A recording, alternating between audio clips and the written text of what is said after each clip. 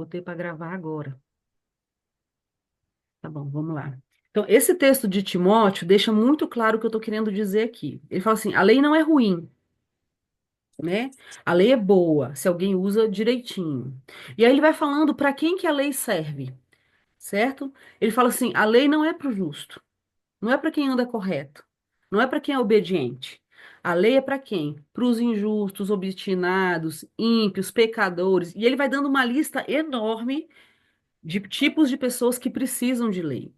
Então, a ideia de Deus era que seus filhos confiassem tanto no seu caráter e nele, que não precisassem de lei para obedecer.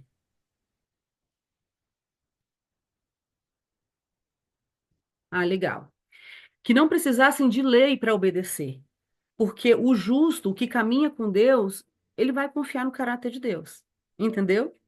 Quem precisa ser freado, quem precisa ser detido, quem precisa ser limitado? Quem não é filho de Deus, o injusto, o homicida, parricida, e aí vai essa. A lista é enorme aí. Eu não vou ler para a gente ganhar um pouco de tempo, mas você pode ler depois na sua casa, entende? Então, qual é a ideia? O que que acontece? Quanto menos eu conheço de Deus, quanto menos eu sou governado, porque lá em Romanos 8 fala o quê?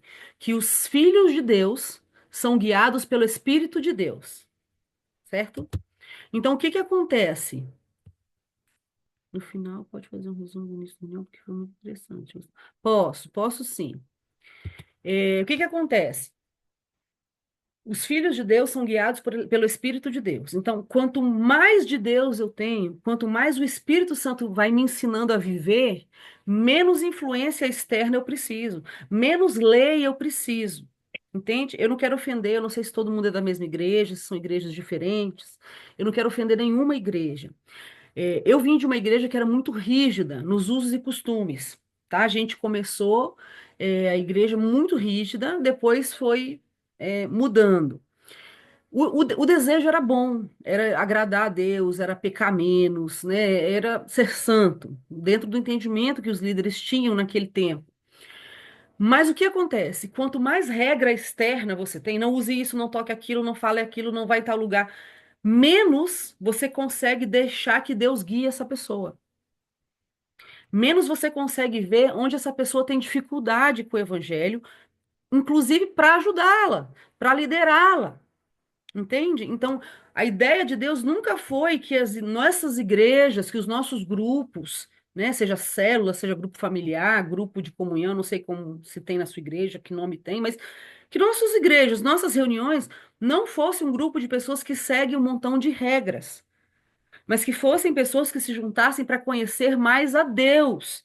Porque se a gente conhece a Deus, se a gente é feito filho de Deus, o Espírito de Deus vai nos guiar. Então, a influência de amor, a confiança no caráter de Deus me protege de precisar de leis. Entende? Um filho de Deus não precisa que outro ser humano diga para ele, não mate seu irmão, não roube seu irmão, não adultere com a esposa, com o esposo do seu irmão, da sua irmã, né? Que são leis que hoje existem, né? Nos países é lei em cima de lei, é emenda e não acaba. Por quê? Porque a lei ela não consegue transformar a gente. A lei consegue prender a gente. Eu vi um exemplo que eu gostei muito, eu não sei de quem que é, tá? Que fala assim, a lei é como as regras, né? É como uma gaiola, uma jaula. Ela prende o lobo, mas ela não consegue transformar o lobo em ovelha. Então, a intenção de Deus é que a gente vá se aproximando e cada vez precisando de menos lei externa, porque quem vai guiar a gente é o Espírito Santo, né? E ele guia a gente com ordem, com decência. Não é com escândalo, não é com divisão, não é como é que fala? Desrespeito, né? Ele vai guiando à medida que a gente consegue responder para onde ele quer levar a gente. Muito bem, vamos seguir aqui. Qualquer coisa vocês vão falando aí no chat, tá, gente? Se não tá dando para entender, se quer que dá mais exemplos e tudo mais. Eu acho que a maioria deve, se vocês se são todos evangélicos, devem conhecer esse texto, né? A gente ouve muito em casamento. esse texto, Efésios 5:31. O 32 geralmente eles não leem. E essa é a chave que eu quero usar aqui hoje. Então, em Efésios 5:31, 32, ele está falando assim: deixará o homem o seu pai e a sua mãe, se unirá à sua mulher, e eles serão uma só carne. Ele fala: grande é esse mistério. Digo, porém, a respeito de Cristo e da igreja. Então, vamos, esmiuçar isso daqui. A gente sabe que a relação mais íntima que um ser humano pode experimentar dentro do desenho de Deus é no matrimônio, né? É a intimidade sexual. A intimidade sexual foi desenhada por Deus para que um homem pertença a uma mulher pertença a um homem e eles ficarem juntos até que a morte os separe. A gente sabe que muitos de nós vêm de uma vida do mundo, às vezes tiveram relacionamentos sexuais com outras pessoas, mas isso não faz nenhuma diferença, porque a palavra fala que uma vez que você entrega a sua vida para Deus, tudo se fez novo, ele renova todas as coisas. Então, para nós não interessa para trás, interessa daqui para frente. Mas a ideia aqui é essa. Quando você se casa com alguém e você tem intimidade sexual com essa pessoa, você diante de Deus é um só com essa pessoa. É a intimidade máxima que você pode experimentar. É um momento de maior vulnerabilidade, de entrega de uma pessoa, porque aí é uma conexão espiritual, emocional e física, certo? Então, ele está dizendo que Cristo com a igreja quer ter essa mesma intimidade. Ou seja, assim como a mulher são tão íntimos a ponto de ser considerados por Deus uma só carne, né? Mesmo coração, mesmo Deus, mesma direção, assim é o que Cristo quer ter com a igreja, comigo e com você. Então, você não vai ver a Bíblia falar que você é uma só carne com mais ninguém. Você não é uma só carne com seu filho, você não é uma só carne com seu pai, você não é só uma carne com seus irmãos, você só é uma só carne com seu esposo, porque é a intimidade máxima, tá? Então ele está falando desse mistério muito grande, e eu digo isso a respeito de Cristo e da igreja. Então, Deus não quer ser o Deus que manda na gente, né? Deus não quer ser o Deus que tem o controle da nossa vida, simplesmente. Não, ele quer ser um conosco. E isso é muito profundo. Ou seja, ele quer ter a intimidade máxima que é possível comigo e com você. Por isso que o casamento, Lutero dizia isso, né? O casamento não é sobre felicidade, é sobre santificação, certo? Porque se você não for um solteiro feliz, você não vai ser um casado feliz. Não adianta, tá? Isso é certo. Então, o casamento é sobre aprender a ter a mesma mente, ter o mesmo coração, se ajustar, se afinar para ir para o mesmo destino, né? O homem é cabeça, a mulher é administradora do entorno, os dois juntos vão seguir uma missão que Deus entrega o homem, a mulher ajuda ele a chegar nesse lugar, enfim. Então, a igreja e Cristo deve ser visto nos relacionamentos de matrimônio. Quando o ímpio vê uma família cristã, ele tem que entender que é o que espera para ele no futuro, porque nós igreja, somos a noiva de Cristo, né? Então essa intimidade, esse mesmo coração, esse mesmo pensamento, essa mesma direção é o que Deus quer ter conosco, assim como deveria ser nos nossos matrimônios, tá? Se eu não explicar bem, vocês vão falando aí, gente. Muito bem. Quero ler esse outro texto aqui que também é chave para nós. É João, gente, desculpa, tá? Algumas coisas escapam quando eu estou traduzindo de uma língua para outra. E a vida eterna, aqui é Jesus quem está falando. E a vida eterna é essa: que te conheçam a ti, o único Deus verdadeiro, e a Jesus Cristo, a quem enviaste. A gente aprende que a vida eterna é a gente vai morrer e vai morar com Jesus na eternidade, certo? E Jesus tá dizendo claramente aqui. Jesus está dizendo claramente aqui: a vida eterna não é ir para o céu. A vida eterna não começa quando você morre. A vida eterna é conhecer a Deus e a Jesus Cristo. Isso muda muito o nosso conceito, porque a gente vive essa vida aqui, para quando essa vida aqui acabar, a gente começar a vida eterna. E não. A partir do momento que eu me disponho a seguir a Jesus e a conhecer a Jesus, a minha vida eterna começa. E aí entra aquele ponto importante que eu falei do início sobre a profundidade das palavras, tá bom? Queria mostrar aqui para vocês agora. Essa palavra conhecer, conheçam que está aí, é a palavra grega gnosco, tá? Essa palavra gnosco tem vários significados. Todos eles vão te levar mais ou menos para a mesma ideia. Gnosco é intimidade máxima. Gnosco é experimentar. Conhecer por experiência. É a mesma palavra que eles usam para descrever uma relação sexual, que é o que está em Efésios que a gente acabou de ler. Então, a vida eterna não é ir para o céu, a vida eterna não é depois que você morre e passa a eternidade com Jesus. A vida eterna é ser íntimo de Deus, é experimentar Deus, tá? Então, vou dar um exemplo muito simples aqui. Eu estou aqui com uma garrafa de água, tá? É água, ó, transparente. Suponhamos que eu falo para vocês aqui, gente, eu estou com uma garrafa aqui que está com água, mas essa água tem gosto de suco de maracujá. E você pode pensar assim, parece que a Pri não é uma mentirosa, né? É missionária há tantos anos, é crente, blá, blá, blá. Não é possível que ela está aqui na nossa, ensinando pra gente, contando uma mentira. Deve ter essa água deve ter gosto de suco de maracujá. Isso é o que a gente entende por crer, né? Eu acredito, eu creio que pode ser assim. O gnosco é quando você pega o que você escolheu crer. Você experimenta essa água e comprova. Tem gosto de maracujá ou não tem gosto de suco de maracujá? Então, de uma forma bem simplista, bem simples, gnosco é isso. É quando você toma o que você lê na palavra, quando você toma o que você sabe sobre Deus, o que você diz que crê sobre Deus, sobre Deus, e você experimenta você na sua vida. Entendeu? É lindo o testemunho de outras pessoas, é lindo escutar pregações e estudos, mas a vida eterna não é ir para a igreja escutar essas coisas. A vida eterna é gnoscar, é quando eu mesmo experimento Deus.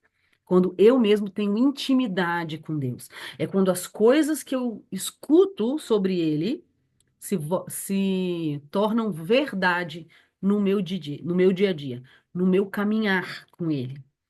E aí é que muitos de nós têm muitas crises. Por quê? Porque a gente tem um evangelho muito intelectualizado. A gente sabe o que falar. A gente sabe muitas vezes o que a Bíblia diz sobre aquilo. A gente tem um dialeto gospel, né? A gente tem a nossa própria linguagem de crente. E a gente fala isso automaticamente.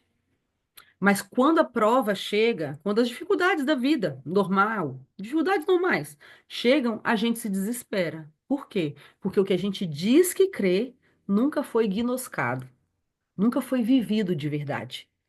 Nunca se tornou uma experiência minha. Não, eu acredito porque aconteceu comigo. Eu acredito porque eu vivi isso com Deus. Então, a vida eterna é justamente ser íntimo de Deus, é experimentá-lo, é desfrutá-lo. Não é quanto mais eu sei sobre Deus, é quanto eu vivo do que eu digo que sei, do que eu digo que creio, entende? Por isso, amados, que em Gálatas fala, em Hebreus, eu não tenho as citas, os endereços aqui, porque veio na minha mente agora, tá? Não estava dentro do estudo. Fala assim, que sem fé é impossível agradar a Deus. E essa palavra fé que está aí não é sem acreditar em Deus. Porque acreditar em Deus, quase todo mundo acredita. Às vezes nem é crente, às vezes nem segue Deus, não tem nenhuma ligação e fala, não, eu acredito que Deus existe, mas minha religião é essa, né? Tem isso.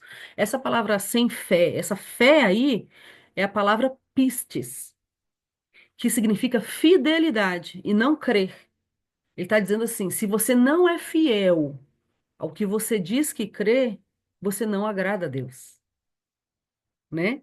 O outro versículo que fala, porque o justo viverá pela fé, e se ele retroceder, a minha alma não tem prazer nele. Essa palavra fé aí também é pistes. Então, tipo assim, se você é um justo, Você tem que viver com fé, você tem que viver de acordo, fiel ao que você diz que crê. Fiel ao Deus que você diz que crê e confia. Entende? Se você retroceder, se você voltar atrás, eu não tenho prazer em você. Porque é a mesma coisa que eu faço, sim, Senhor, eu acredito em você. E botando Deus à prova o tempo todo. É uma esposa, é um esposo que chega e fala assim: amor, eu te amo, eu confio em você cegamente. Eu ponho minha mão no fogo por você. Eu não desconfio de você nunca, jamais. Mas no dia a dia, escondido, por exemplo, ele coloca um detetive para seguir o esposo, para seguir a mulher, para ver se realmente ela é fiel. Isso não é pistes, entende? Por isso que é importante a gente conhecer a Deus, porque a gente não vai confiar em quem não conhece. E a gente não vai obedecer quem a gente não confia. Então, conhecer essa experiência pessoal. Eu li na Bíblia que é assim, vamos ver na minha vida. Eu quero viver. Porque o Evangelho, amados, ou ele é real, ou ele é como qualquer outra historinha. A Bíblia, ou é a verdade absoluta, a palavra de Deus viva e eficaz, ou ela é mais um livro de histórias. Histórias, entende? Então, é inteligente, é legítimo experimentar a palavra, experimentar o Deus da palavra, porque se eu experimento, eu vou viver pistes, eu vou ser fiel a essa palavra, eu vou ser fiel ao Deus que eu digo que amo, que creio, que entreguei minha vida. Um pregador importante, que eu não lembro agora o nome dele, ele falou assim: os cristãos não falam mentiras, eles cantam mentiras. Isso me impactou, porque, claro, a gente canta, Senhor, tudo é teu, menos o meu dinheiro, porque o meu dinheiro eu faço o que eu quero. Senhor, tudo é teu, mesmo menos o meu relacionamento, porque o meu relacionamento quem decide sou eu. Tudo é teu, mas no dia a dia não é tudo dele. No dia a dia não é assim que eu vivo. Isso não é pistes. Isso não é fé, entende? É um engano, é uma mentira. Então, a nossa vida, as crises da vida cristã são boas, porque a gente tem que botar à prova, a gente tem que gnoscar as coisas que a gente diz que crê. Vai dizendo aí, gente, se eu estou conseguindo explicar direito, hein? Olha que chocante esse versículo aqui. É Jesus que está falando também. E ele está falando do último dia, tá? Ele está falando do dia do juízo. E aí ele fala bem assim: que muita gente vai chegar e falar assim: Senhor, mas eu expulsei demônios em seu nome. Senhor, eu curei pessoas no seu nome. Eu profetizei, eu fiz isso, fiz aquilo, tudo no seu nome, né? E aí Jesus fala esse versículo: E então lhes direi abertamente: Nunca vos conheci. Apartai-vos de mim, vós que praticais a iniquidade. E essa palavra conheci é a mesma gnosco. Então, no último dia, o que vai contar diante de Jesus não é tudo que a gente fez em nome dele, mas é quanto nós fomos íntimos dele. No último dia, ele vai dizer: Olha, vai para longe de mim, porque a gente nunca foi íntimo, a gente nunca foi um, a gente nunca caminhou realmente junto. Você nunca me pertenceu, eu nunca fui seu. Então, no último dia, eu fiz um monte de pregações, eu viajei para um monte de país, eu dei estudo para um monte de gente, eu fiz isso, eu fiz aquilo. O que vai importar é quanto eu realmente fui íntima de Jesus, quanto eu realmente me entreguei nesse relacionamento, quanto realmente eu quis conhecê-lo e não usá-lo, porque a gente não fala isso, porque a gente é muito crente, mas a gente usa muito Jesus, a gente usa muito Deus, às vezes sem perceber, às vezes percebendo, né? Gente, tem alguém riscando a tela aí? Já, não importa. O que importa é quanto nós fomos íntimos. Eu não estou com Jesus pelo que ele pode me dar. Eu não estou com Jesus para ser rico, para não ficar doente.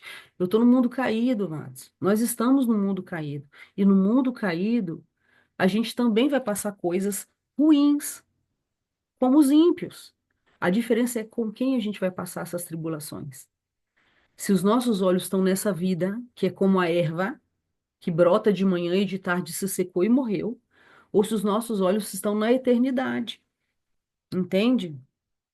Então, eu preciso ter na minha consciência que essa vida não é a única vida. Eu já posso começar a viver aqui com meus olhos na eternidade, porque a vida eterna é conhecer cada vez mais o Senhor, e Ele é infinito. Não tem limite para conhecer Jesus, não tem limite para conhecer Deus, né? Nós vamos passar a eternidade conhecendo Ele. Então, muitas vezes a gente se cansa fazendo muitas coisas para Deus, fazendo muitas coisas querendo agradar a Deus, mas Ele não nos tem. Então, Ele não tem nossa atenção, Ele não tem nosso tempo, Ele não tem nosso tempo de intimidade, Ele não tem o nosso tempo exclusivo para Ele. Não para pedir, não para reclamar, para desfrutá-lo, para conhecê-lo, para se relacionar com Ele. Como a gente se relaciona com outras pessoas? Como é que a gente conhece as pessoas? Gastando tempo de qualidade. Gastando tempo de qualidade. É assim que a gente conhece as pessoas. Com Deus não é diferente. Tem um texto muito bom também que está em Oséias 6:6, né? O povo está num momento muito complicado aqui, o povo está distante do Senhor, e Deus então vai confrontar o povo, e ele fala assim: porque eu quero misericórdia e não sacrifício, e o conhecimento de Deus mais do que os holocaustos. Esse texto é tão libertador, amados. Ele é um descanso tão profundo.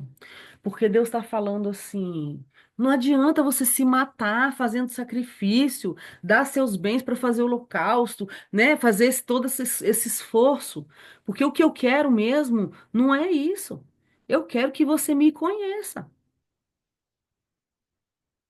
E essa palavra, conhecimento que está aí, é a palavra Da'at. O Velho Testamento foi escrito em hebreu, né? O Novo foi em grego e o Velho foi em hebreu. Então, a palavra conhecimento que está aí é Da'at, que vem da palavra Yada, tá? E essa palavra Yada, ela é diferente de gnosco, mas ela tem um sentido em comum, tá bom? Que é ser um, que é ser a mesma coisa, que é experimentar, que é se conectar. Então, é o mesmo sentido da palavra gnosco, só que em outra língua. Eu botei uma imagem aqui que vai explicar um dos significados que eu gosto muito dessa palavra.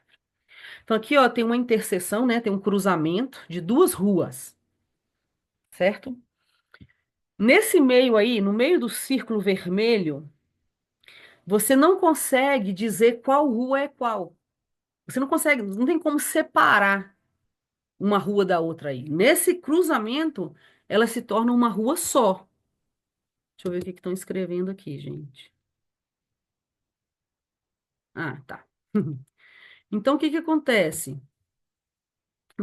Nesse cruzamento, ela se torna uma só, nesse meiozinho aí. E isso é a profundidade da palavra yada. Ser um com Deus.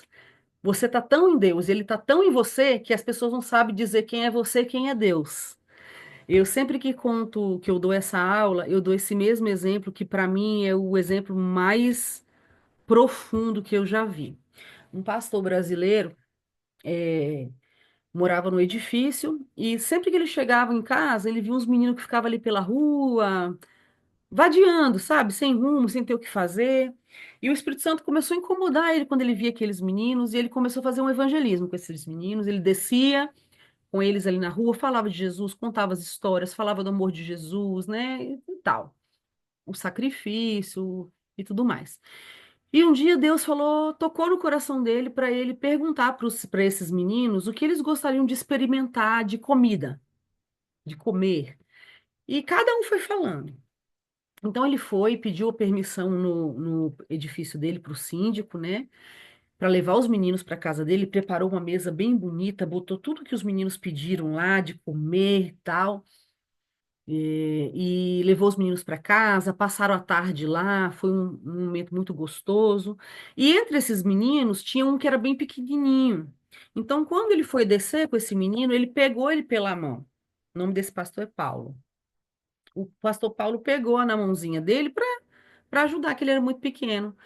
E depois dessa tarde toda e tanto tempo de conviver com os meninos, de pregar de Jesus, esse menininho olha para ele e fala assim: Tio Paulo, o senhor que é Jesus? Por quê? Porque tudo que ele ouviu de Jesus, ele viu no pastor Paulo. Então, na cabeça do menino, Jesus e o pastor Paulo eram a mesma pessoa. E era tão forte isso para ele que ele pergunta: Você que é Jesus?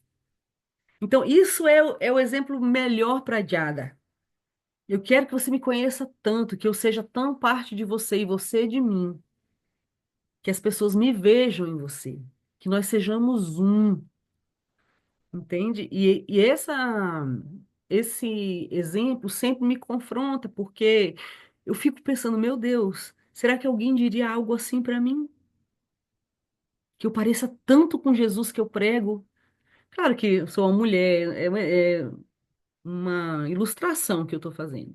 Mas no meu dia a dia, quanto de Jesus é visto em mim? Em como eu falo, em como eu sirvo, em como eu me relaciono, em como eu faço negócios, em como eu trabalho, em como eu lidero no meu trabalho, entende? Então, o que Jesus quer? Muitas pessoas oram demais, jejuam demais, lê a Bíblia demais, fazem um montão de coisas que parecem muito santas, fazem muitos sacrifícios, mas não estão conhecendo Deus de verdade, não estão se voltando, se tornando íntimos de verdade, tão íntimos a ponto de ser um e ter tudo em comum com Jesus. E isso que é a vida eterna, meus amados. Não é frequentar uma igreja, não é liderar uma célula, não é ganhar 250 milhões de almas para Jesus, porque o apóstolo Paulo falou: do que me adianta ganhar o mundo inteiro e perder minha própria alma? Pregar e tanta gente querer conhecer Jesus e eu falar um monte de informações lindas, bíblicas, mas eu mesmo não ser íntimo de Jesus, eu mesmo não conhecer Deus de verdade, não me relacionar com Ele de verdade. Ele não quer nosso sacrifício, ele não quer holocaustos. Ele nos quer, ele nos quer, do jeito que somos. Ele nos quer. E ele quer que nós queiramos a ele. Entende? E pensa num patrimônio, pensa numa relação de amor de duas pessoas, um homem e uma mulher. Né? Quando a gente está aí amando, a gente quer estar perto. Eu não quero casar para ver meu marido só nos domingos, né? Eu não quero casar para ter uma pessoa entre nós na nossa intimidade. Eu não quero ter alguém para falar assim, chamar um intérprete, um intermediador, falar, "Ai, fala pro meu marido que eu amo ele, que eu amo os olhos dele." Aí a pessoa fala. Aí o outro fala, fala para ela que eu amo ela também, que eu amo o cabelo dela, ou sei lá o quê. Mas com Deus é assim que a gente geralmente se relaciona, com intermediários. Não que Deus não possa usar pessoas, mas não é o ideal. Em Hebreus fala que a nova aliança, qual é a nova aliança no coração de Deus? Que ninguém mais tem que dizer ao outro, conheça a Deus, porque todos vão me conhecer pessoalmente, desde o menor até o maior. Essa é a essência da nova aliança. Jesus morreu para isso. Ele morreu para isso, para que eu pudesse entrar nesse lugar onde antes era muito exclusivo, nesse santíssimo. Né? Eu me lavo no sangue do Cordeiro. Jesus sofre tudo aquilo. Nossa, ele sofre tudo aquilo. Né? Eu estava vendo uns cientistas, historiadores, arqueólogos falando sobre esse filme Paixão de Cristo. E eles falam assim, segundo o que eles estudaram, né, do castigo romano, que era a crucificação, eles falaram, olha, não tem nenhum exagero ali, tá? Se Jesus, né, Jesus histórico, se Jesus foi crucificado, se o castigo que ele recebeu, que está descrito ali, ele sofreu ou o que está naquele filme, ou mais. Menos que aquilo não é possível que ele tenha passado. E ademais de ter passado todo o sofrimento físico, lá em Isaías 53 fala o quê? Ele foi rejeitado, ele foi humilhado, escarnecido, né? As pessoas tinham repulsa dele. Fala, nós virávamos o rosto, nós não queríamos nem olhar para ele, né? Então, Jesus sofreu muito mais coisas do que só o sofrimento físico que a gente vê ali. Tem muito mais sofrimentos ali. Então, ele já fez isso. E o propósito é que eu seja filha de Deus. O propósito é que eu seja esposa de Cristo, noiva de Cristo. O propósito é que eu conheça Ele intimamente. Então, se eu não estou vivendo o propósito, o sacrifício é em vão. Porque ele não morreu para eu frequentar uma igreja simplesmente. Ele não morreu para que eu pudesse ir para o céu. Não, ele morreu para que eu o conhecesse. Tudo que ele viveu, tudo que Jesus renunciou, tudo que Deus Pai, o Espírito Santo renunciaram nessa entrega de sacrifício, é para esse propósito. Entende? Então, isso é o que importa. Isso é o que importa. Tudo que eu faço não tem valor se não cumpre o propósito. Um exemplo bem besta, assim, bem superficial. Eu sonho a vida toda em comprar um carro bom, né? Um carro lindo, maravilhoso, ou uma casa maravilhosa, ou sei lá o quê, tá? E quando eu compro esse carro, ou essa casa, eu limpo, eu adorno, se é um carro, eu encero, a casa tá sempre organizada, mas eu nunca passeio com esse carro. Eu nunca vou morar nessa casa. É o propósito? Não. Então a gente tem que deixar de ter esse evangelho intelectualizado que sabe o que dizer, mas não sabe viver o que está dizendo. Que fala muita coisa legal e bonita e tão bíblica, mas no dia a dia não consegue viver essas coisas. Entende? Porque se eu não vivo as coisas que eu digo que creio, que eu prego, o sacrifício é em vão, porque esse não é o propósito final. O propósito final é que você tenha um pai eterno, perfeito, que você não seja órfão mais. Que você não seja uma pessoa que tem que salvar a si mesmo, que tem que lutar por você mesmo, porque ninguém se importa, que tem que conseguir as coisas pela sua própria força, porque se você não correr atrás, ninguém vai correr para você. Essa realidade já não tem que nos pertencer mais, porque agora a gente tem um pai, né? A gente tem um Salvador, a gente tem um Redentor, a gente tem, a gente tem alguém que olha pra gente. A gente tem alguém que se interessa pelo que é importante. Não se interessa só pelas minhas necessidades, mas se interessa em me fazer bem, me fazer feliz.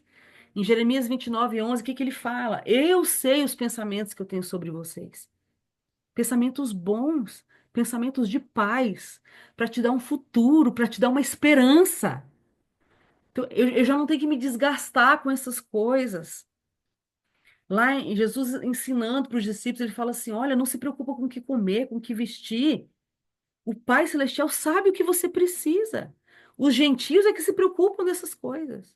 Ou seja, os órfãos, os que não têm um pai bom, eterno como você, eles têm que se preocupar, porque eles só conseguem receber o que eles conseguem lutar com os próprios braços, mas vocês não.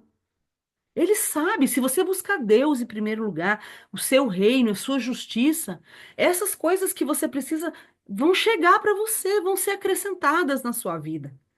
Não é uma vida de ansiedade, não é uma vida de tristeza, não é uma vida de insegurança. Isso acabou. A gente vive assim, a gente vive desfrutando isso. Se a gente não vive, estamos vivendo errado. A gente tem que parar e começar a pensar: o que é que eu estou vivendo errado, Jesus? Eu quero viver o que o Senhor tem para mim. Eu quero honrar o sacrifício. Lá em Isaías 53 também fala assim, vai contando tudo que Jesus vai sofrer, né? E aí ele fala assim: ele verá o fruto do seu sofrimento e vai ficar satisfeito. Qual é o fruto desse sofrimento? Qual é o objetivo final? Irmãos e irmãs, pessoas que ele comprou com o sangue dele, um sangue imaculado, sem pecado, sem mancha, derramado, para que nós não precisássemos morrer e pudéssemos ser filhos de Deus.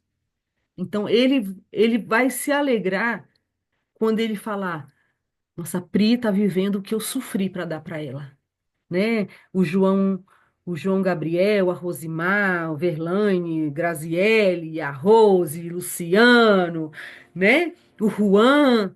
Olha esse cara, olha essa mulher, entendeu tudo. Eu vejo aqui o fruto do meu sofrimento. Que alegria! Valeu a pena. Então, eu tenho que viver de uma forma que Jesus olhe para mim e fale: valeu a pena. Ela entendeu tudo. Ela está desfrutando tudo que eu conquistei para ela. E quando eu falo de que Jesus conquistou, eu não estou falando de dinheiro, amados. É tão enojante, é tão asqueroso a forma que as pessoas estão mostrando as igrejas e Jesus. Não estou falando de dinheiro, de prosperidade. Deus pode dar. Eu estou falando de vida. Porque a palavra salvação, no original, ela inclui cura, libertação, restauração, redenção. É uma palavra tão profunda, tão ampla, entende? Então, a morte de Jesus não só me dá vida eterna, ela me faz livre, ela me regenera, ela me restaura, ela traz alívio, ela traz alegria, ela traz segurança. É muita coisa. Eu estou vivendo assim. Será que Jesus pode olhar e falar assim: valeu a pena? É isso aí. Muito bem. Vamos seguir. Que horas é, amados? 10h24 para vocês já, né? Vou parar aqui, tá? Para a gente não terminar muito tarde. Vou parar aqui para a gente não terminar muito tarde. Então, o que que acontece? Eu queria deixar uma tarefinha para você, tá bom?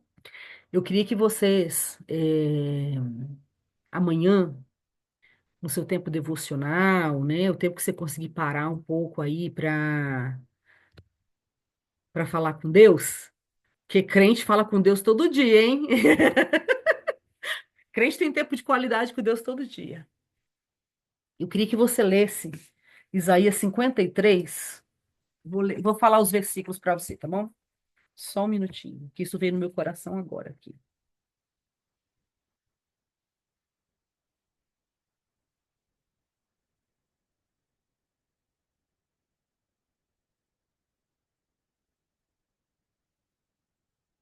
Você vai ler Isaías 53,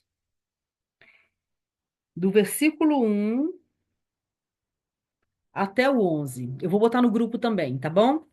Então, no seu tempo devocional, o tempinho que você puder parar, seja na hora do almoço, seja de noite, sei lá, seja de manhã, não sei que horas você consegue fazer isso. Lê Isaías 53, do 1 até o 11. E aí vai estar bem especificado tudo que Jesus passou, né, para que a gente pudesse ser filho de Deus, para a gente pudesse conhecer o Senhor. E eu quero que você leia esse texto e que você pergunte para o Senhor e pergunte para você mesmo. Será que tudo que Jesus fez, tudo que ele passou, foi para eu viver a vida que eu vivo hoje? Ou tem mais para viver? E deixa Deus falar no seu coração. Deixa Ele. Não tenha vergonha do Senhor. Amados, eu sinto tão forte de dizer isso. Deus não espera que você seja perfeito agora. Ele espera que você seja disposto, disposta, entregue. Às vezes a gente tem que reconhecer verdades difíceis sobre nós. Que Ele não é nossa prioridade. Que a gente às vezes é proativo demais e para pouco para desfrutá-lo, que a gente não está nem aí para Deus, a gente fala que ama, mas no dia a dia não demos. Não importa o que você vai ter que reconhecer da sua vida. Importa que Ele está insistindo em você. Você está aqui.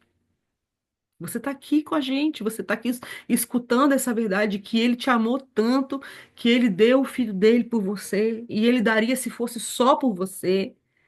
Então lê esse texto e pergunta, Senhor, tudo isso que Jesus sofreu, todo o seu esforço foi para eu viver essa vida que eu estou vivendo? Ou tem alguma coisa mais para viver? Tem mais para conhecer? Tem mais para desfrutar? Tem mais para experimentar? Tá bom, amados? Isso é o que eu vou compartilhar hoje com vocês. A próxima quarta a gente vai juntar de novo, então a gente vai ter um tempão aí, né, para pensar e tudo mais. E eu queria que na próxima quarta, quando a gente se juntasse, que quem quiser, uns dois, três, talvez, pudesse compartilhar o que que escutou. O que que veio no seu coração quando você fez esse tempo de meditar nessa palavra de Isaías? E porque é bom também a gente compartilhar, né? Senão eu me sinto muito só, porque eu não estou vendo ninguém. Não sei como é que vocês estão aí recebendo as informações e tudo mais. Deixa eu ver o que que estão escrevendo aqui. Sim, posso. A pergunta é: lê Isaías 53, do 1 ao 11. Depois que você lê esse texto, você vai perguntar para Jesus assim: tudo isso aqui, Jesus, que o Senhor sofreu, Senhor, tudo que Jesus sofreu é para eu viver a vida que eu vivo hoje? Ou tem mais para viver? Tem mais para conhecer de Jesus? Tem mais para experimentar? Será que não tem mais nada, gente? Será que esse sacrifício foi só para essa vida mesmo que nós estamos vivendo? Entendeu? Eu creio que tem muita coisa para Deus falar. Então, alguém pediu para eu resumir, vou resumir rapidinho a aula de hoje. Então, o que basicamente é o coração da aula de hoje, amados? Que Deus planejou uma relação íntima com a gente, próxima, tá? Que o coração de Deus é ser um conosco. Não é ser um Deus que manda, não é ser um ditador, não é ser um Deus manhoso, fresco, que ou você me obedece ou eu não te amo. Ou você faz o que eu quero ou eu vou te rejeitar. Não. Ele me ama. Ele me ama. Então, tudo que ele faz é por amor a mim. Eu posso entender ou não. Entende? E a vida eterna, o que Jesus morreu para me dar, a vida eterna, não é ir para o céu, é conhecer Jesus, é experimentar esse Deus, é ser íntimo dele, é ser um com ele, tá certo? Então, em resumo, essa foi a aula de hoje. Então, o que que eu preciso pensar? Que no último dia, o que vai contar, não são, o que vai ser mais importante, não são as coisas que eu fiz para Deus, entende? Mas quanto eu conheci realmente de Deus, quanto eu realmente me entreguei, eu fui íntima dele, eu realmente vivi o propósito, que é essa intimidade. Alguém tem alguma pergunta? Não? Consegui explicar bem? Boa, que legal, fico feliz. E animar vocês, amados, que abram os vídeos próxima semana para eu ver a carinha de vocês, tá bom? Então vamos orar para a gente terminar.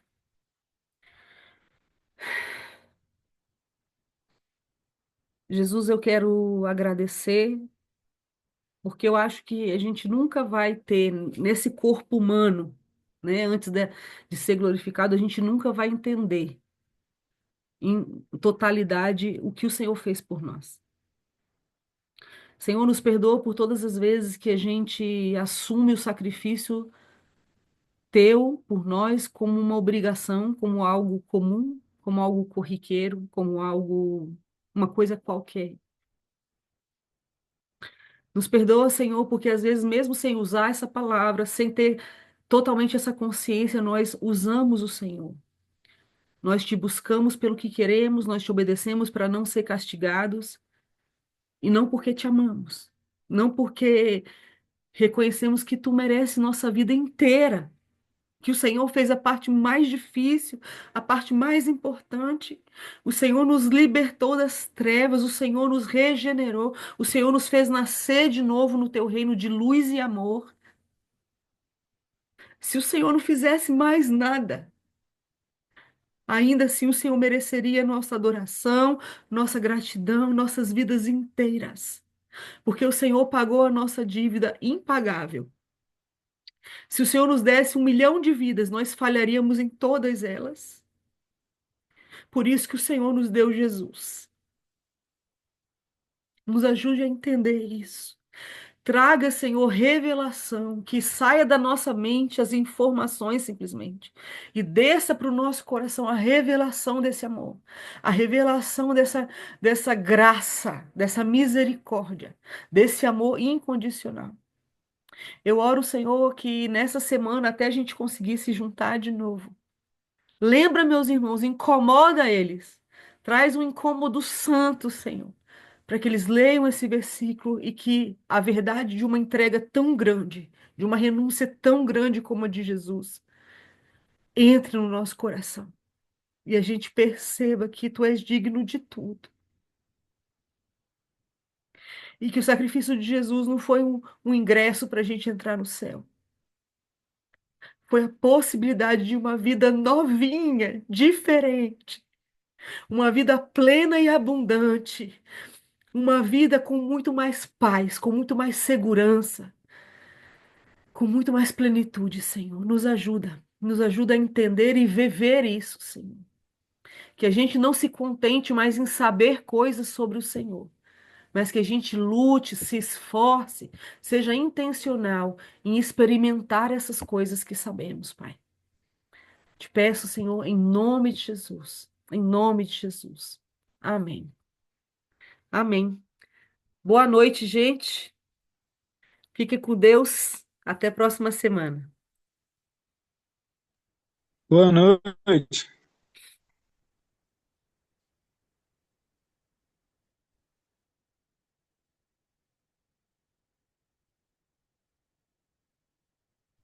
Boa noite.